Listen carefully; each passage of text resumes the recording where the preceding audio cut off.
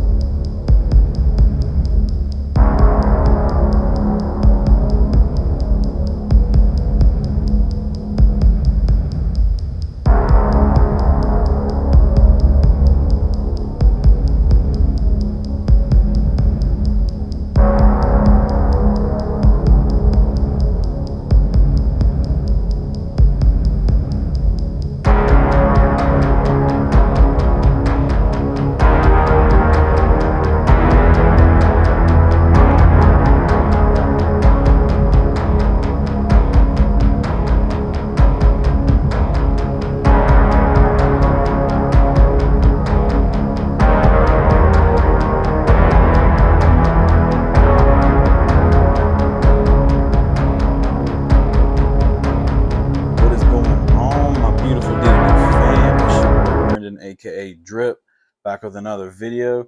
And boy, do we got a freaking banger for you guys. We got Monarchs.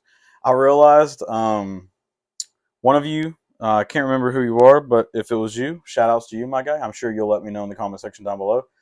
When I made my post over like a week or two ago about cards, decks that are rogue decks, or a deck that is one of my old time favorites that can actually play in this upcoming format, you commented Monarchs, which ironically was not the deck. It's not the deck that I was referencing. You'll see that later on in a couple of weeks, or a couple, however long it takes me to get the rest of the cards. But you'll see that deck. But either way, you inspired me to let me fix my planner real quick. There we go. To revamp this deck, and because I went back and looked at all my content, and I haven't updated this profile in 10 months to a year or something like that, which is just outright like that's like not good. This is one of my favorite decks of all time. I should have updated it since then, but I guess I got sidetracked by tier format and everything like that, so I just forgot to go back to my roots, which is one of them being Monarchs. And let me tell you, this new support that we got, that indirect support, this deck doesn't even show remnants of what it used to be. This deck is so much better now. It's like I can't even describe it how good it actually is. It's not like meta defining, but we can compete now with Monarchs, and that's saying something. So one thing I will say is this is a competitive list. There's going to be some things in this deck that is different from probably what you see elsewhere. If you are new to the channel, one, go ahead and hit that subscribe button and like button if you haven't already. Hit the bell notification so you never miss an upload. And two, you'll know you can ask around. I like to create my decks and my deck profiles to be as competitive as possible. Also, another thing you'll see probably from this video, I don't know if I'm going to add it to this video or not, but I'm going to try. I'm going to try to add replays. But if I do add them, then stay tuned for the replays. If I don't add the replays to this video, then I'm sorry. I can do combos and tutorials stuff afterwards. I just don't know how much like this video will be able to hold. But again, please hit that like button, subscribe if you haven't already. Like 85-90% of you guys are returning members and not subscribed. Might as well hit that subscribe button if you're returning anyways. That means you have something that you probably like about my content, so you might as well help me out. I would greatly appreciate it, and I love you so much for it. Also, check the description for all the ways to support your boy, whether it's Patreon, Discord, merch store. We got all kinds of merch over there, and I plan on getting some more rolled out soon too. So you never know, you might find something over there you like, along with I might have already said it, Patreon and TikTok, Twitter, everything's down below. Go feel free to check it out, and I love you so much for it. But let's go ahead and get into this video. This video is going to be obviously shorter than other ones, probably. I don't know. I like to talk a lot and try to describe, explain things to you since there's no extra deck and stuff. So, we're running 3 Ether. That's pretty standard. She's the best bay. And then Erebus. These two are your main 2 Monarchs. They always have been and always will be. One thing I will say is, like, Monarch lineup-wise, I made a lot of changes to keep the deck at 40, and a lot of the stuff, like I said, is going to be different compared to what you're used to, also seeing other people run. But some changes have to be met in order to stay caught up with the times and make your deck as competitive as possible if you don't want to get blown out by these Tier 1 decks. So, granted, they can still, to a degree, kind of blow us out sometimes, but we're not going down without a fight anymore. Then the absolute sauce of the deck. I know I'm not the first one to do this, but I know I'm one of the only ones. You know, if I'm the first one, I'll tell you. But I'm not the first one to do this. But ever since I added this card right here to the deck has gotten so good at pushing through boards, along with actually having more interaction and interruption on your opponent's turn. And that is 3 Fenrir. This thing is missing a 1,000 defense stat away from being a perfect Monarch. But I played this obviously in Kashtira when I played Kashtira. But this card is so freaking good in this deck because even at worst case scenario, you can hard summon this by tributing it if you're playing around certain floodgates and stuff that you play in your deck. If not, it's a free body when you're trying to tribute summon, so it gives you a body on the board without having to use your hard normal summon. Because one thing you'll learn as we go forward in this deck, we are trying to do everything we can by not using our hard normal summon before we tribute summon for our big guys. We're like all of our baby monarchs is what I call them. We're not really trying to use our normal summon anymore. We're trying to get bodies on board before we hard tribute summon. So three Fenrir is absolutely disgusting in this deck. And then for the little monarch, the littler monarchs, not the baby monarchs, but the little monarchs, this is basically it. I'm not running Vanity's Fiend. There's no real reason to run that anymore, my personal opinion. Not right now, at least. It's more of a win more card, and it gets cloggy. All you really want to do with this deck is draw, and get into your big dogs, which will be the Fenrirs and the Erebus's and the Ethers. This is what you want to get into. To make your maximize on your deck's consistency and maximize on your deck's potential, no matter what deck you run, you always want to simplify what you're trying to do. Don't overcomplicate things and like make things more difficult than they need to be.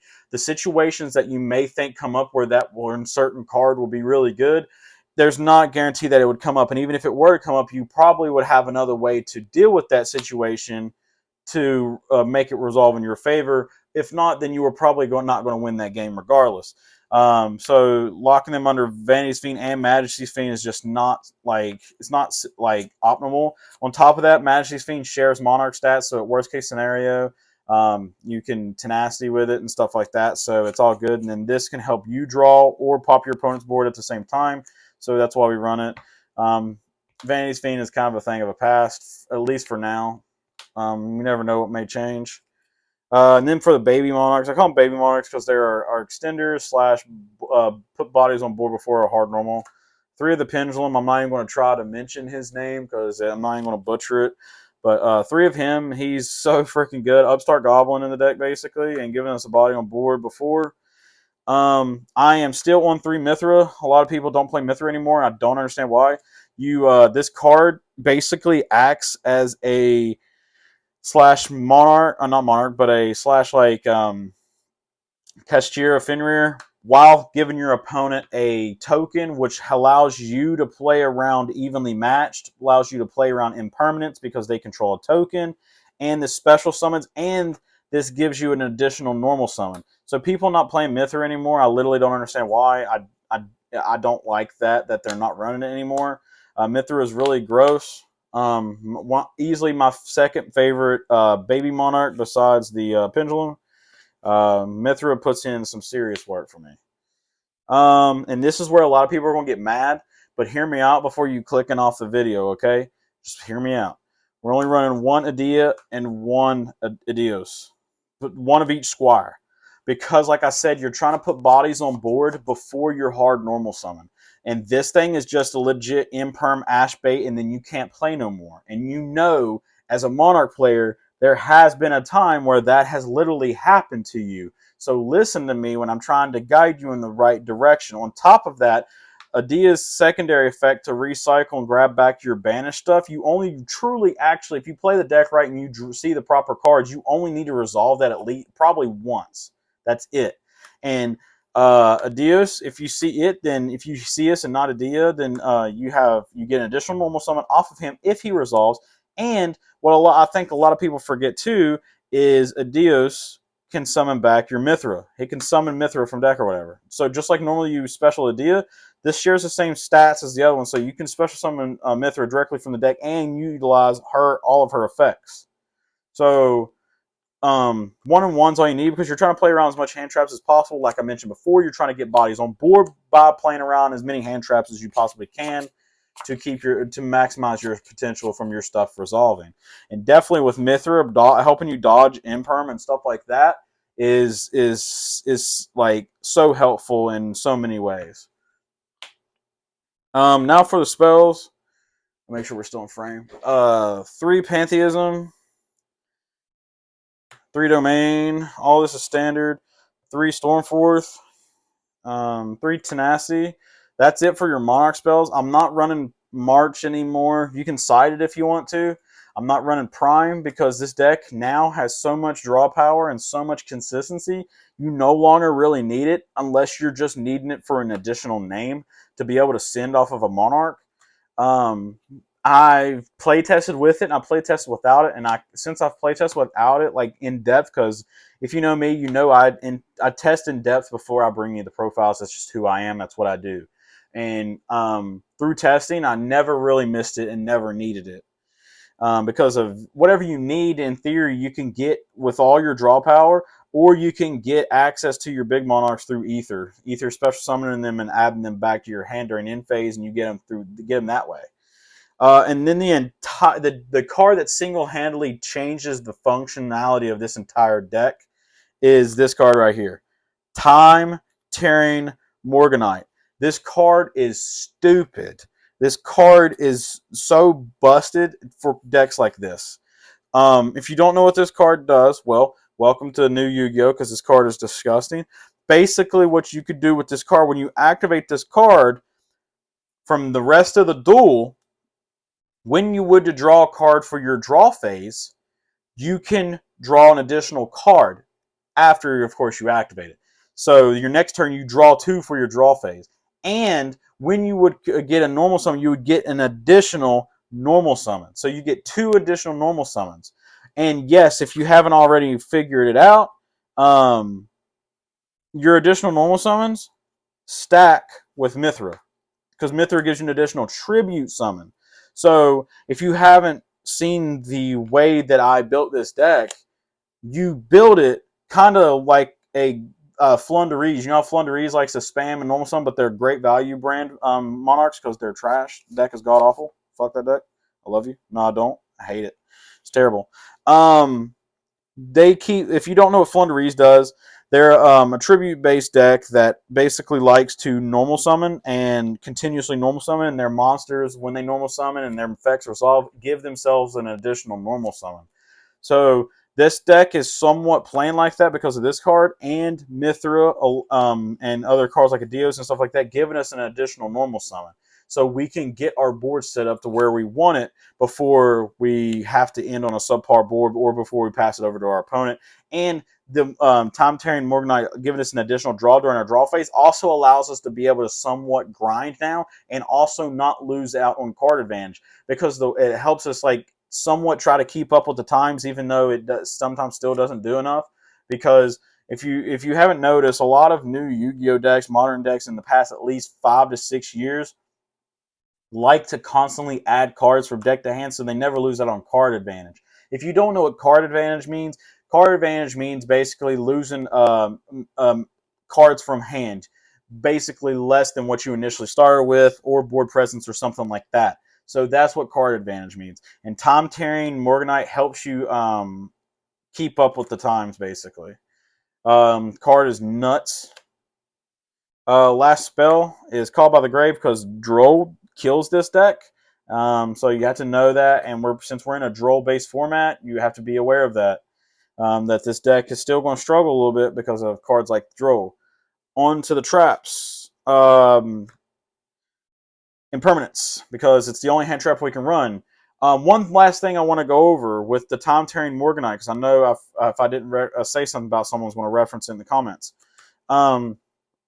After you resolve Time Tearing Morganite for the rest of the duel, you cannot activate monster effects in hand. Yes, I get it. Mithra is her effect to special summon from hand is an activation effect. It's not inherent.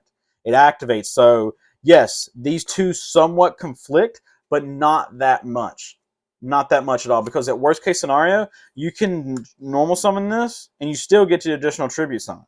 So it's fine. It's really fine in that regard. So on top of that, like the entire time I've played, I've never really had these two conflict. So because once you're set up, you're kind of set up. So they won't really conflict after a while. And if they do, then that's just you had a bad luck hand. But other than that, like they have not conflicted for me at all. It's like one of those things where I would rather play Mithra and deal with them potentially conflicting, or run more ideas and then just get imperm to death. I would rather them conflict than get imperm Revealer to death. But yes, you cannot activate monster effects from hand when you use it for the rest of the duel after resolving this card. So that's another reason why we run impermanence, because we still need a hand trap that can turn off floodgate back rows, and at the same time not be a monster effect that you can activate out of hand, because you need something to try to slow your opponent down and stop them. So Imperm is really good for that because it gives us a hand trap and it's not a monster effect.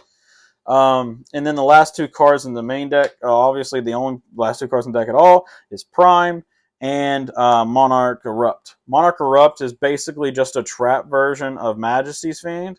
So you basically will get them locked under a monster effect negation in some way, somehow, some ways or form. Other than that, like, that's because this is all you're really trying to set up is these two. You also, I know usually we used to run 2 Prime. You don't need 2 Prime anymore. Once you get 1 in rotation, then you're fine. Because 2 after that point is just too much to keep up with, and it can get too bricky at times. So just 1 and 1. I have not missed the second one, and I have not missed any of the other spells, honestly. That's just me, though. But no, I really do think, like, not trying to toot my own horn, this is like the best list that I could have made. This deck is so consistent; it doesn't even feel like the same deck anymore.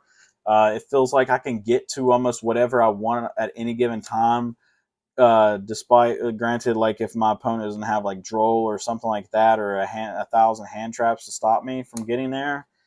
This deck is so good. This is, if you don't know, this is one of my top 5 favorite decks of all time. The deck is just been, I don't know, man. I just had fun with it every time I played it. Sometimes it's nice when I play meta like I do, and I just go back and play a simpler time, play a deck that doesn't require an extra deck or anything like that, and it's just good old goo. And Monarchs, just being Monarchs, and just domain lock control, basically. But I really do think that this deck is in a lot better spot. I advise you to test it out, because not only that, this deck is very budget too. Do I think it's tier 1? No. Do I think it's rogue? Not really. No. I don't think it tier-wise it moved up that much before than it was, but who knows? I could be wrong. It could be rogue, but it's just, it hard loses to the hand traps that are going around right now, but that's what keeps it from really exploding. But I still think it's in a very good spot, and it can compete, and it can beat meta decks when meta decks are caught off guard and they don't know how to deal with it. Because a lot of people still don't really know how to deal with Monarchs, even though Monarchs been around forever. But that's it for the video, guys. I hope you enjoyed it. If I have the replays up, I might have put them before the start of the profile or after. I don't know how I want to set it up, but either way, I hope you enjoyed it and enjoy the rest of the video if there is a rest. And if not, I'll catch you guys in the next one. Be on the lookout for some more profiles and discussions and talk videos. I love you guys so much. It's your boy Brennan, aka Drip. Sign out till next time. Peace. Good dueling, my guys.